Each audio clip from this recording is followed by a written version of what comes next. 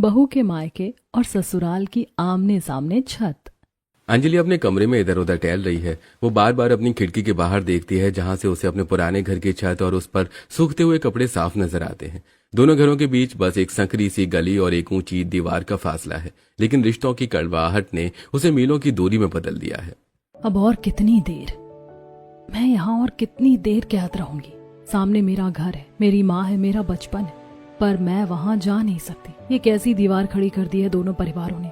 मुझे अपनी माँ की बहुत याद आ रही है। अगर मम्मी जी को पता चला तो वो तो हंगामा खड़ा कर देंगी, पर मुझे जाना ही होगा। अंजलि गहरी सांस लेती है और अपने पसीने से भीगे हुए चेहरे को पोंछते हुए कुछ सोचती है। अचानक उसके दिमाग में एक विचार आता है। वो जल्दी से अपनी सास सुमित्रा के पास पहुंचती है, जो हॉल में बैठकर टीवी देख रही है। मम्मी जी सुनिए ना। क्या हुआ? क्यों चिल्ला रही है दोपहर में? चैन से बैठने भी नहीं देती। सीरियल का क्लाइमैक्स चल रहा है और तू शोर मचा रही है। मम्मी जी, वो ऊपर छत पर मैंने सुबह कुछ कपड़े सुखाने के लिए डाले थे ना, मैं सोच रही थी कि जाकर उन्हें उतार कर ले आती हूँ। धूप बहुत तेज है, कहीं कपड़ों का रंग फीका ना पड़ जाए, और फिर शाम को प्रेस भी तो करने हैं। अभी इतनी धूप में पागल हो गई है क्या? इस दोपहर की तपती धूप में ऊपर छत पर जाने की क्या जरूरत है? धूप देख रही है कितनी कड़ी है, लू चल रही है बाहर। तू जाएगी तो चक्कर खाकर गिर जाएगी। शाम को उतार लेना जब धूप ढल जाए। नहीं मम्मी जी, बस 2 मिनट का काम है, और वैसे भी कमरे में कूलर के सामने बैठे बैठे मेरा सिर भारी हो रहा है। मुझे ऊपर जाकर थोड़ी ताजी हवा लेनी है। मैं बस अभी देख कर आती हूँ, ज्यादा देर नहीं लगाऊंगी। ठीक है जा, पर जल्दी आना। ज्यादा देर छत पर धूप में मत खड़ी रहना। ऐसा कहकर सुमित्रा फिर से टीवी देखने लगती है। अंजलि फुर्ती से सीढ़ियों की तरफ भागती है। छत पर पहुंचते ही वो चारों तरफ चौकन्नी होकर देखती है कि कहीं कोई पड़ोसी या राजेश उसे देख तो नहीं रहा। सामने उसके मायके की छत है, जो उसके घर की छत से लगभग सटी हुई है। बस एक छोटी सी दीवार का अंतर है। वो एक लंबी सांस लेती है और अपनी साड़ी को पैरों से ऊपर उठाती है और फुर्ती से दीवार फांद कर दूसरी छत पर कूद जाती है। वो जल्दी से सीढ़ियों से नीचे उतरती है और अपने मायके के हॉल में पहुंचती है, जहां उसकी माँ शांति बैठी सब्जियां काट रही है। माँ, अंजलि बेटा, तू यहाँ इस वक्त कैसे, और इस तरह अचानक? ये बता कि तू आई कैसे? कहीं से कोई देख लेता तो क्या होता? तेरे ससुराल वाले बहुत गुस्सा करेंगे बेटा। माँ, मुझे तुम्हारी बहुत याद आ रही थी। बहुत दिन हो गए थे तुमसे मिले हुए। ऐसा लग रहा था जैसे सदियां बीत गई हैं। मैं खुद को रोक ही नहीं पाई माँ। मुझे नहीं फर्क पड़ता कि कौन क्या सोचेगा, बस मुझे आपसे मिलना था। मेरी पगली बच्ची, हमारा पड़ोसियों से रिश्ता टूट गया है, पर घर तो आमने सामने ही है ना। लेकिन बेटा, तू इस तरह दीवार फांद कर आएगी तो समाज क्या कहेगा? सुमित्रा को पता चला तो वो तुझे घर से निकाल देगी। जा बेटा, वापस चली जा। तभी कमरे से आर्यन बाहर आता है और वो अपनी बहन को इस तरह अचानक घर में देखकर मुस्कुराने लगता है। वो अंजलि के पास आकर अंजलि के सिर पर एक हल्की सी चपत लगाता है। ओहो, तो हमारी जासूस महारानी साहिबा आई गई। मुझे लगा था कि शादी के बाद तू बड़ी समझदार और गंभीर हो जाएगी, पर तू तो वैसी की वैसी ढीठ है। साड़ी पहन के छत कूद रही है। लगता है तू हमारा पीछा नहीं छोड़ेगी। छोड़ ही नहीं सकती भाई। मैंने पीछा छोड़ने के लिए थोड़ी ही बगल में शादी की है। अब तो रोज आऊंगी। तुम लोग मुझे इतनी आसानी से अपने से दूर नहीं कर सकते। तभी रामलाल भी कमरे से बाहर आता है। उसकी आंखों में नमी है। वो अपनी बेटी को प्यार से देखता है और कहता है, बेटा, ये सब हंसी मजाक अपनी जगह है, पर जो हालात हैं उन्हें तो समझ। अगर दोनों घरों के बीच सब कुछ ठीक होता तो तुझे इस तरह आने की जरूरत नहीं पड़ती। कुछ नहीं होता पिताजी, इसका भी अपना एक अलग ही मजा है। जासूसों की तरह मिलना, छतों से कूदना। आप चिंता मत कीजिए, सब धीरे धीरे ठीक हो जाएगा। अच्छा, अब मैं चलती हूँ। ऐसा कहकर अंजलि फिर से छत पर जाती है और वापस अपने ससुराल की छत पर कूद जाती है। वो जल्दी जल्दी कुछ सूखे कपड़े उठाती है और नीचे आ जाती है। ऐसे कुछ दिन बीत जाते हैं। एक शाम अचानक पूरे मोहल्ले की बिजली चली जाती है। गर्मी बहुत ज्यादा है। सुमित्रा पसीने से बेहाल है। वो सभी से कहती है, उफ, ये बिजली भी ना, अंदर तो जैसे भट्टी जल रही है। चलो सब लोग आज शाम की चाय ऊपर छत पर ही पियेंगे। कम से कम बाहर की कुदरती हवा तो मिलेगी। बहू, तुम चाय बनाकर छत पर ही ले आओ। ऐसा कहकर सुमित्रा, महेंद्र, राजेश और श्वेता के साथ छत पर पहुंचते हैं। तभी शांति, रामलाल और आर्यन भी गर्मी की वजह से अपनी छत पर आ जाते हैं। दोनों परिवार एक दूसरे को देखते हैं, पर कोई किसी से बात नहीं करता। थोड़ी देर बाद अंजलि चाय की ट्रे लेकर ऊपर आती है और सभी को देती है। फिर वो देखती है कि उसकी माँ अपनी छत पर ठीक सामने ही बैठी है। अंजलि अपनी माँ को देखकर धीरे से मुस्कुराती है। शांति भी उसे देखकर मुस्कुराती है और इधर राजेश कहता है, माँ, मुझे लगता है कि हमें यहाँ से नीचे चलना चाहिए। सामने वाले लोग हमें देख रहे हैं। मुझे ये सब बिल्कुल पसंद नहीं है। क्यों चले नीचे? हम किसी से डरते नहीं। हम अपनी छत पर बैठे हैं और हम यहीं चाय पियेंगे। जिसे जो देखना है देखे। सभी लोग चाय पीते हैं, तभी अचानक हवा का एक तेज झोंका आता है, हवा में उड़ जाता है और सीधा उड़कर उसके मायके की छत पर शांति पैरों के पास जाकर गिरता है। सब लोग सन्ने रह जाते हैं और शांति धीरे से दुपट्टा उठाती है और अंजलि की तरफ बढ़ाते हुए कहती है, ले बेटा तेरा दुपट्टा संभाल कर रखा कर। अंजलि आगे बढ़कर दीवार के पास जाती है और वहां अपनी माँ के हाथ से दुपट्टा लेती है। दोनों एक दूसरे को देखकर मुस्कुराती हैं। ये देखकर सुमित्रा का चेहरा गुस्से से लाल हो जाता है और बहुत हो गया ये नाटक। अंजलि और आप सभी अभी के अभी नीचे चलिए। सुमित्रा सबको लेकर नीचे चली जाती है। अगले दिन अंजलि की सहेली रोशनी उससे मिलने आती है। अंजलि रोशनी को अपने कमरे में ले जाती है। दोनों बैठकर एक दूसरे से बातें करती हैं। तभी रोशनी कहती है, यार अंजलि, मैं आज पहले तेरे मायके गई थी, फिर पता चला कि तुम दोनों के घर वालों की आपस में बात नहीं होती, लेकिन तुम दोनों के घर वालों के बीच तो बचपन से दोस्ती है, फिर ऐसा क्या हो गया? हाँ रोशनी, तुझे तो पता ही है कि हम दोनों के घर वालों के बीच कितनी गहरी दोस्ती थी, लेकिन एक गलतफहमी ने सब उजाड़ दिया। पर क्यों, ऐसा क्या हो गया? तू तो मेरी शादी में इंडिया से बाहर थी, तो तुझे कैसे पता होगा? मुझे आज भी याद है हमारी शादी का दिन। दोनों घरों में शादियों की तैयारियां साथ हो रही थी।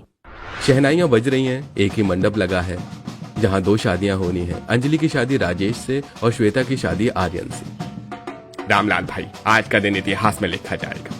आज से हम दो पड़ोसी सिर्फ फैमिली फ्रेंड नहीं रहे, बल्कि हम एक दूसरे के समधी बनने जा रहे हैं। तुम्हारी बेटी मेरी बहू बन गई है और अब मेरी बेटी की बारी है तुम्हारी बहू बनने की। इधर सुमित्रा और शांति आपस में बातें करते हुए, शांति देख, आज हमारा सहेली वाला रिश्ता और गहरा हो गया। मैं तेरी बेटी अंजलि को अपनी बहू नहीं बल्कि अपनी सगी बेटी से बढ़कर प्यार दूंगी और मैं तेरी बेटी श्वेता का ख्याल रखूंगी।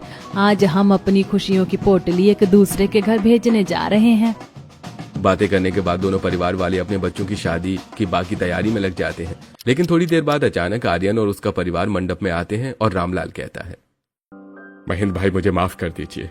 विदाई की तैयारी तो हो गई है, लेकिन ये दूसरी शादी अब आगे नहीं बढ़ सकती। हमारी बेटी अंजलि तो आपके घर की बहू बन चुकी है, लेकिन श्वेता अब हमारे घर की बहू नहीं बन सकती। क्या, ये तुम क्या कह रहे हो? अंकल, अब ये शादी नहीं हो सकती क्योंकि मैंने मना कर दिया है। मैं श्वेता से शादी नहीं कर सकता। लेकिन क्यों आर्यन? मैं कारण नहीं बता सकता। तुमने हमारी इज्जत के साथ खेला है। हमारी बेटी मंडप में बैठी है और तुम मना कर रहे हो। रामलाल, अगर ये शादी आज नहीं हुई तो आज के बाद हमारे बीच कोई रिश्ता नहीं रहेगा। अरे जो भी हो, लेकिन तुम्हारी बेटी अब हमारे घर की बहू नहीं बन सकती। काफी देर तक चली बहस के बाद महेंद्र अंजलि से कहता है, अंजलि, मैं तुम्हारे घर वालों की तरह बेरहम नहीं हूं कि शादी के बाद अपनी बहू को इसी मंडप में छोड़कर चला जाऊं। इसलिए अगर तू हमारे साथ चलना चाहती है तो चल सकती है, लेकिन याद रखना, तुझे इन लोगों से संबंध खत्म करने होंगे। ये आप कैसी बात कर रहे हैं पिताजी? मैं अपने मायके वालों से संबंध खत्म कैसे कर सकती हूँ? तो ठीक है अंजलि, फिर तुम्हें हमसे संबंध खत्म करने होंगे। बेटा अंजलि, राजेश तेरा बचपन का प्यार है और अब वो तेरा पति भी है। तू जा, बाकी बातें तू वक्त पर छोड़ दे बेटा। तब से हम अलग अलग हो गए। राजेश और उसके घर वाले मेरे मायके वालों को अपनी इज्जत का दुश्मन समझते हैं। चल यार, दिल छोटा मत कर, भगवान ने चाहा तो सब ठीक होगा। थोड़ी देर बातें करने के बाद रोशनी चली जाती है। ऐसे कुछ दिन बीत जाते हैं और एक दिन सुमित्रा बाजार से आ रही थी। उसे देखकर माया और छाया आपस में बातें करती हैं।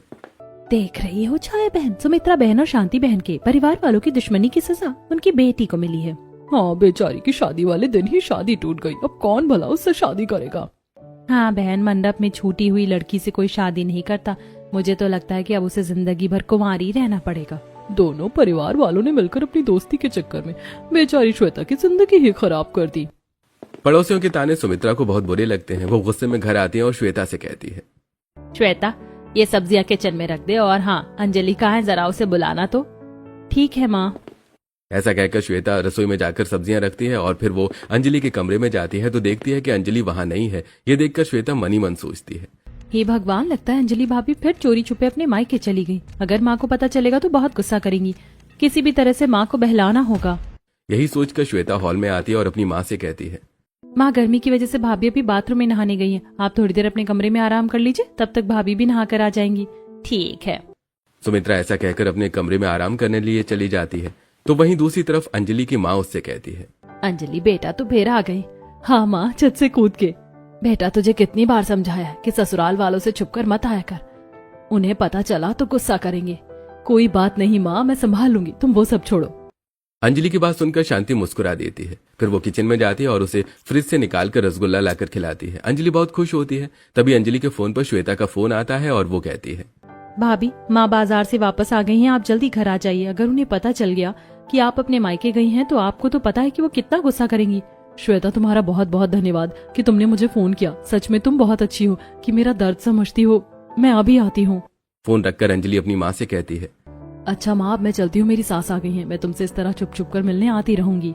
ऐसा कहकर अंजलि जल्दी से छत फांद कर वापस आती है और अंजलि को दीवार कूदते हुए पड़ोसन तारा देख लेती है और वो मन ही मन सोचती है, अच्छा, तो इसका मतलब है कि अंजलि चोरी चोरी दीवार कूद कर अपने मायके आती जाती है, जबकि सुमित्रा बहन तो कह रही थी कि उन लोगों के आपसे रिश्ते खत्म हो गए। मुझे ये बात सुमित्रा बहन को बतानी चाहिए। यही सोचकर तारा सुमित्रा को फोन लगाती है और कहती है, कैसी हो सुमित्रा बहन?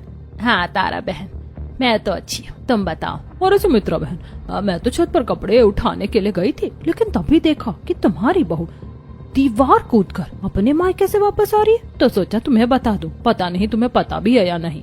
ये सुनकर सुमित्रा बहुत गुस्सा हो जाती है। तभी अंजलि वहाँ आती है और कहती है, माँ जी, आप मुझे बुला रही थी क्या? कहाँ से आ रही हो तुम? अंजलि अपने मायके गई थी ना? जी माँ जी, दरअसल मुझे अपनी माँ की बहुत याद आ रही थी, तो सोचा मम्मी से मिल लूं। मैंने मना किया था ना कि वहाँ नहीं जाना। सॉरी माँ जी, वो मेरे सर में दर्द था तो। मैंने मना किया था ना कि उन लोगों से रिश्ता नहीं रखना। सुमित्रा की आवाज सुनकर राजेश और महेंद्र भी वहां आ जाते हैं। सारी बातें सुनकर राजेश कहता है, अंजलि, मैंने तो तुम्हें शादी वाले दिन ही कह दिया था कि अगर तुम्हें हमसे रिश्ता रखना है तो तुम अपने मायके से रिश्ता नहीं रख सकती। अंजलि बेटा, आज के बाद तुम्हें उन लोगों के घर नहीं जाना। चलो अब बात को खत्म करो। महेंद्र के कहने पर सभी लोग चुप हो जाते हैं। ऐसे कुछ दिन बीतते हैं। एक दिन अंजलि अपने कमरे में बहुत उदास बैठी थी। तभी श्वेता वहां आती है और कहती है, क्या बात है भाभी, आप इतनी उदास क्यों हो? कुछ नहीं श्वेता, बस मुझे अच्छा नहीं लग रहा है। मैं जानती हूँ कि आप कई दिनों से अपने मायके नहीं गई हैं, इसीलिए आपको अच्छा नहीं लग रहा है। हाँ, अपने मायके गए बिना किस लड़की को अच्छा लगता है, लेकिन राजेश और माँ जी की खुशी के लिए मैंने सोचा है कि अब मैं नहीं जाऊंगी। भाभी, आपकी उदासी मुझे अच्छी नहीं लगती। आप ऐसा करो कि चुपचाप अपने मायके चली जाओ। वैसे भी अभी मम्मी और पापा कीर्तन में गए हुए हैं और भैया भी घर पर नहीं है। आप जल्दी जाओ और जल्दी से मिलकर वापस आ जाना। श्वेता, क्या तुम सच कह रही हो? मैं चली जाऊं? हाँ भाभी, आप चली जाओ। लेकिन अगर घर वाले सभी आ गए और उन्होंने मुझे अपने मायके से आते देख लिया तो? अच्छा, तो मैं ऐसा करती हूँ कि छत पर ही खड़ी रहती हूँ। जैसे ही कोई आएगा मैं आपको फोन कर दूंगी और आप तुरंत ही आ जाना। ठीक है श्वेता, तो चलो फिर हम छत पर चलते हैं।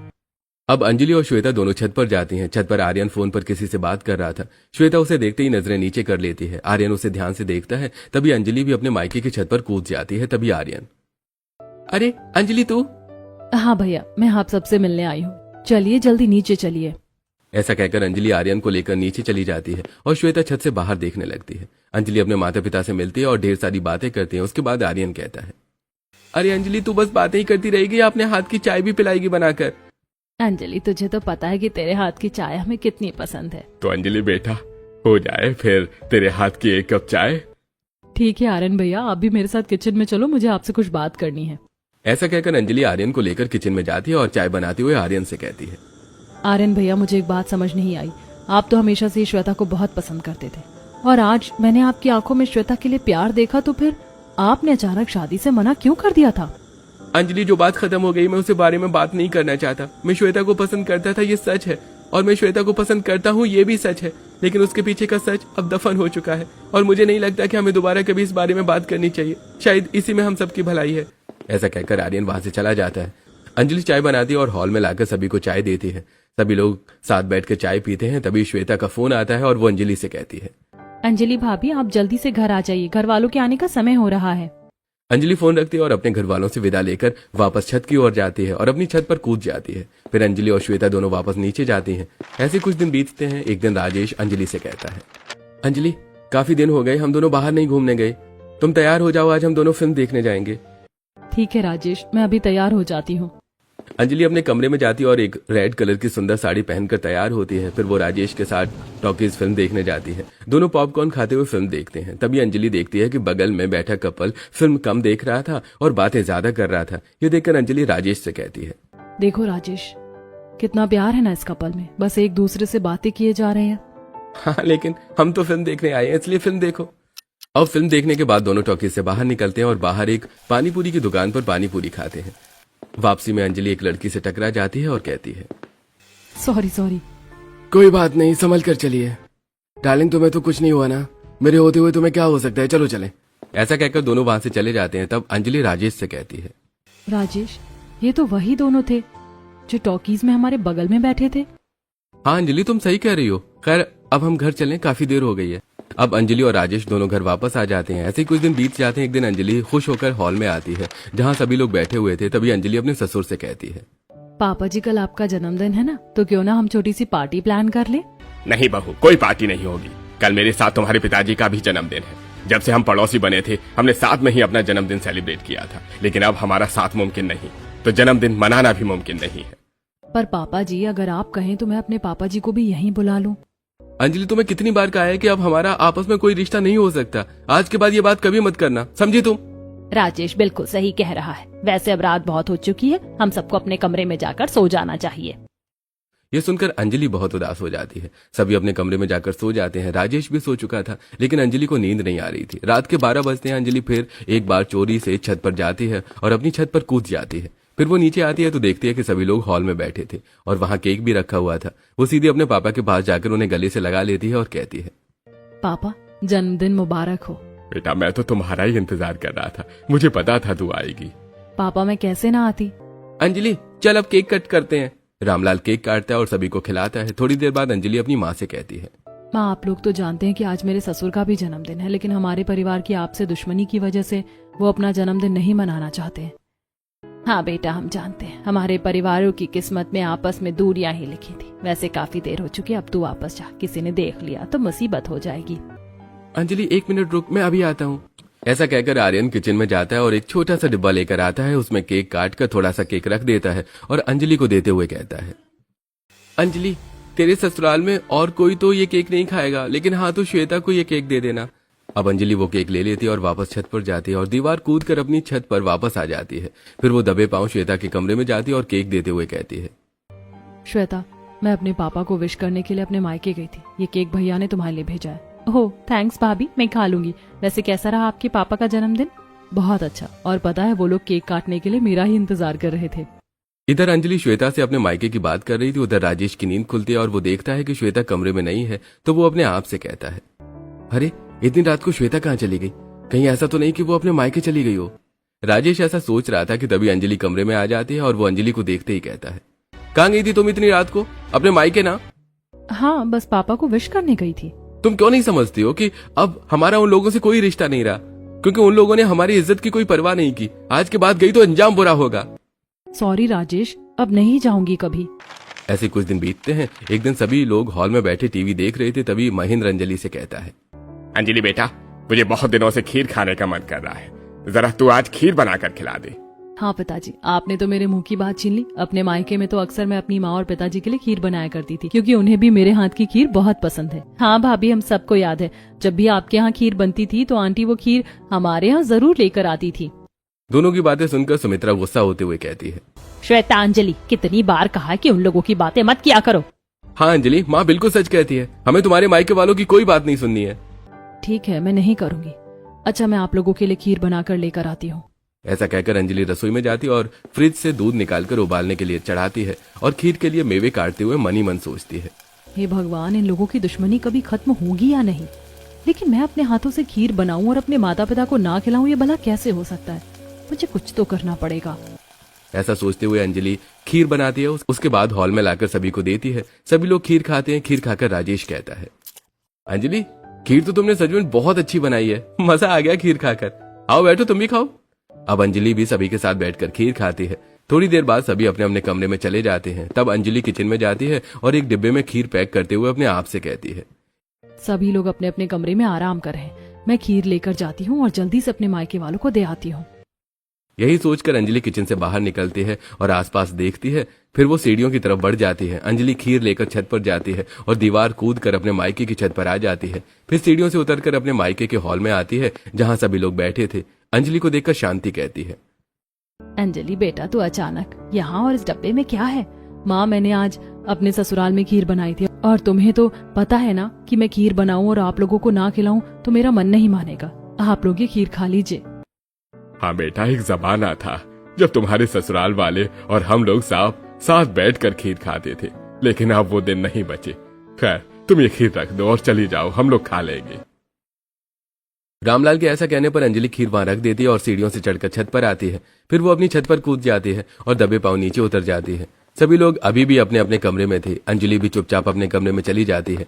ऐसे समय बीत रहा था और अंजलि चुपचाप अपने मायके की छत की दीवार कूद कर आना जाना कर रही थी। एक दिन अंजलि छत पर कपड़े सुखा रही थी, तभी वो देखती है कि आर्यन शांति को एम्बुलेंस में वापस ला रहा है। ये देखकर अंजलि घबरा जाती है। वो कमरे में आकर आर्यन को कॉल करती है और कहती है, भैया माँ को क्या हुआ?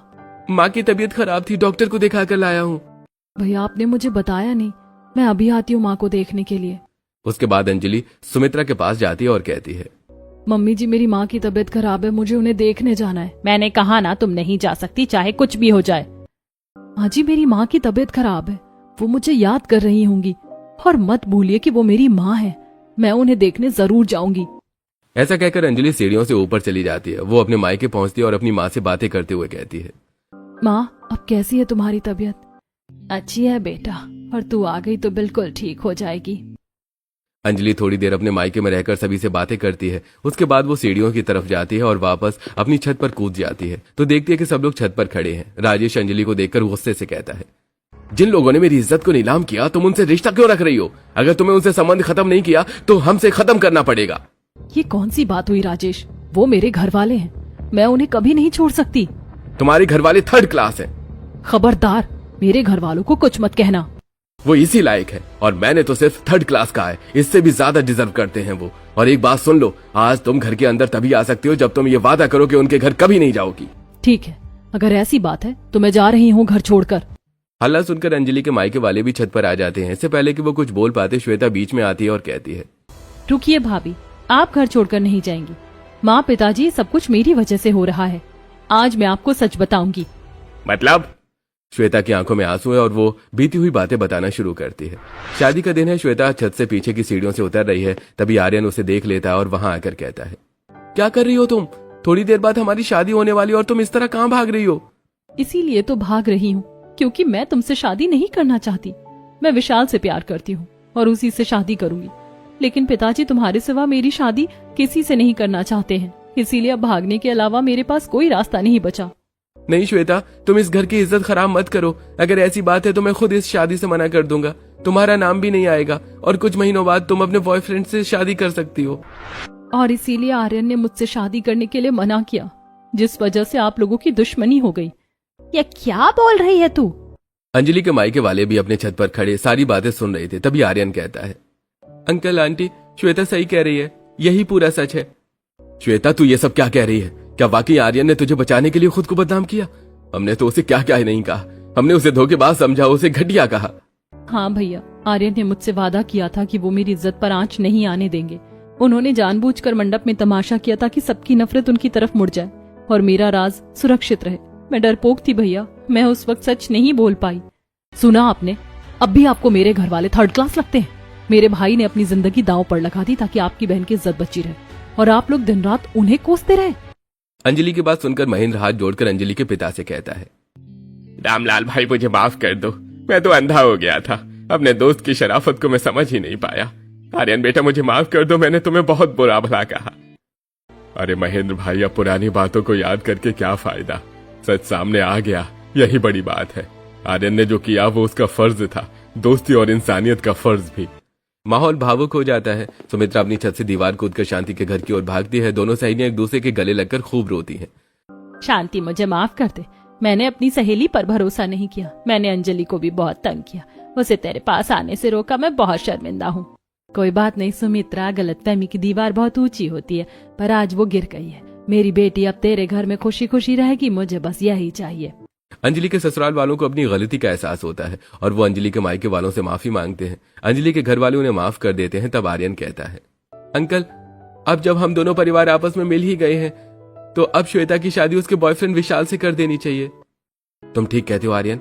ठीक है, तुम सभी लोग हॉल में आओ और श्वेता तुम विशाल को फोन करके अभी यहाँ बुला लो। हम अभी तुम्हारी शादी के बाद विशाल से पक्की कर देते हैं। थोड़ी देर बाद अंजलि के मायके वाले और ससुराल वाले अंजलि के ससुराल के हॉल में इकट्ठा होते हैं और बातें करते हैं। तभी विशाल वहां आ जाता है। अंजलि विशाल को देखकर चौंक जाती है और कहती है, तुम तो वही हो ना जो टॉकीज में और पानीपुरी की दुकान पर एक लड़की के साथ थे, और वो लड़की तुम्हारी गर्लफ्रेंड थी राजेश, तुम्हें भी याद है ना? हाँ, ये तो वही है। श्वेता, तुम सही कह रही हो। ये तुमसे प्यार करता है, लेकिन ये तो दूसरी लड़की के साथ घूम रहा था और उसे अपनी गर्लफ्रेंड कह रहा था। अरे नहीं नहीं, आप गलत समझ रहे हैं। अच्छा ठीक है, फोन चेक कराओ, लाओ दो मुझे। ऐसा कहकर श्वेता फोन लेने लगती है, लेकिन विशाल फोन नहीं देता। हाथापाई में फोन गिर जाता है और उस पर उसी लड़की का फोटो होता है। तभी कॉल आता है। अंजलि विशाल से फोन छीन कर फोन रिसीव करती है। सामने से प्रिया कहती है, डार्लिंग मैं तुम्हारा वेट कर रही हूँ। आज डॉक्टर ने कहा है कि मैं प्रेग्नेंट भी हूँ। बताओ मुझसे कब शादी करोगे? श्वेता हैरान होकर फोन काट देती है और गुस्से से कहती है, तो ये है तुम्हारी असलियत, निकल जाओ यहाँ से। लेकिन श्वेता मेरी बात तो सुनो। विशाल ऐसा कहता है, लेकिन श्वेता उसकी कोई बात नहीं सुनती और धक्का देकर उसे बाहर निकाल देती है। फिर वो सोफे पर बैठकर रोने लगती है। तभी अंजलि उसके कंधे पर हाथ रखती है और कहती है, श्वेता गलतियां तो सबसे होती हैं। आर्यन तो अभी भी तुमसे ही प्यार करता है। क्या तुम मेरी भाभी बनोगी? अगर इन्हें कोई ऐतराज नहीं है तो मैं भी तैयार हूँ। मुझे कोई ऐतराज नहीं है। यह सुनकर श्वेता बहुत खुश हो जाती है। सभी घर वाले दोनों को बधाई देते हैं और घर में खुशियों का माहौल छा जाता है। अगले दिन से शादियों की तैयारियां फिर से शुरू हो जाती हैं, लेकिन इस बीच विशाल का एक और कॉल श्वेता के फोन पर आता है। श्वेता इस बार डरती नहीं है। श्वेता, मुझे पता है कि तुम अभी भी मुझसे प्यार करती हो। वो प्रेग्नेंट वाली बात झूठ थी। मैं तो बस तुम्हें टेस्ट कर रहा था। आओ हम भाग चलते हैं। बस करो विशाल, तुम्हारी हकीकत मुझे पता चल चुकी है। अब अपनी झूठी कहानियां किसी और को सुनाना। मैं अब आर्यन के साथ खुश हूँ, दोबारा फोन मत करना। श्वेता फोन काट देती है और चैन की सांस लेती है। वो अंजलि के पास जाती है और उसे गले से लगा लेती है। भाभी आज मुझे बहुत हल्का महसूस हो रहा है। आपने और आर्यन ने मुझे नई जिंदगी दी है। अंजलि देख बेटा, आर्यन और श्वेता एक साथ कितने अच्छे लग रहे हैं। हाँ मम्मी, बस अब जल्दी से शादी हो जाए, फिर हमारी छत वाली जासूसी खत्म हो जाएगी। क्यों? शादी के बाद तुम लोग क्या छत पर नहीं मिलोगे? मिलेंगे क्यों नहीं, पर अब कूद कर नहीं बल्कि शान से दरवाजे से जाएंगे। सब लोग हंसने लगते हैं। कुछ दिन बाद शादी की रस्में शुरू हो जाती हैं। हल्दी, मेहंदी और संगीत का कार्यक्रम सब कुछ छत पर होता है। दोनों घरों की छतों पर सारे कार्यक्रम बड़ी ही धूमधाम से संपन्न होते हैं। संगीत की रात में अंजलि और राजेश एक साथ डांस करते हैं। आर्यन और श्वेता भी शर्माते हुए मंच पर आते हैं। इस तरह दोनों परिवार हमेशा के लिए एक हो जाते हैं।